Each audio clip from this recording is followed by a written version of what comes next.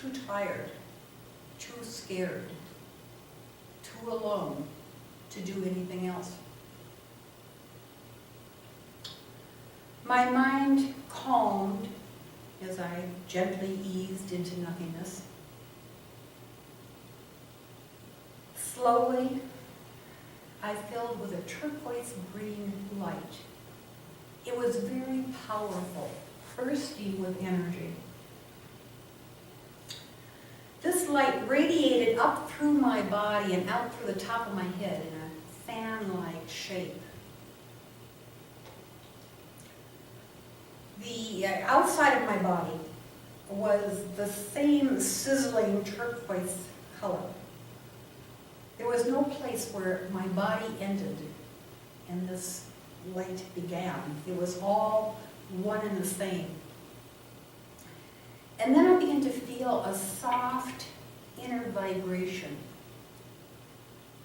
Slowly, the vibration increased until it formed into words. They seemed to come from the light, which was everywhere. I felt the words through my whole being. They were, because I am, you are.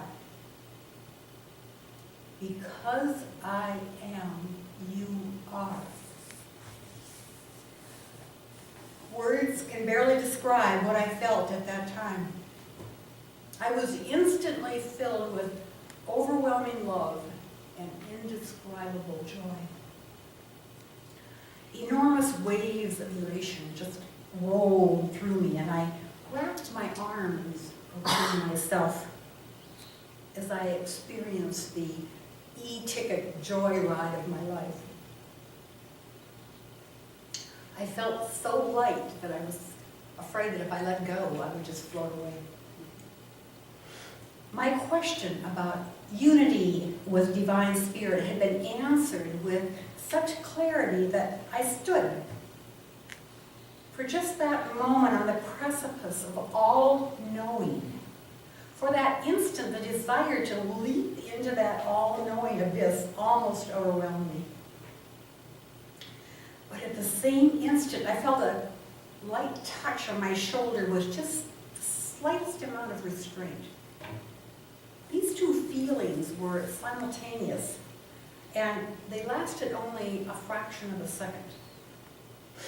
I knew on some remote level of awareness that if I took that leap into the abyss, that I would burn up in the celestial fire of all knowing.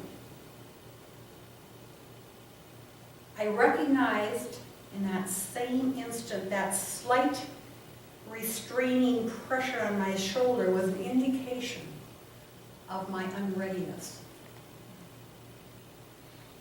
I stepped back. Immense relief flooded my body, as if I'd passed some test. I had entered meditation with a questioning heart, wondering how I could ever understand oneness with God. The answer came in wave after wave of pure delight. I didn't have to understand it, because I am it. I received the benefits, the knowledge, the joy, the love, because I am that. I knew on some subliminal level that I had not achieved Godhood that day, but I had received God awareness, which is maybe all we can receive by clinging to these physical bodies. It took several days before I recognized that my alcohol cravings were gone, and they have never come back. To this day, the only feeling I have now is that alcohol would be an impediment to my daily joy. The intoxicating bliss of God awareness so outweighs those little alcohol highs. When I finally did a reality check on my mental state of unworthiness, I laughed out loud at the idea that spirit could be unworthy. And then I recognized one more thing. I had built this phony facade in order to be liked and accepted. But feeling like a phony only perpetuated my guilt because I was deceiving those whom I wanted to accept me. It was a red letter day when it finally dawned on me that over the years, I had actually grown into the woman that I'd always pretended to be. But the biggest surprise of all was when I finally realized that I had not quit drinking in order to learn to love myself. Instead, because I love myself, I have been able to quit drinking. Unworthiness was nothing more than an idea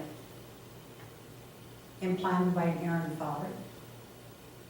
The idea became a belief, and that belief became a habit, a way of life. But habits can be changed.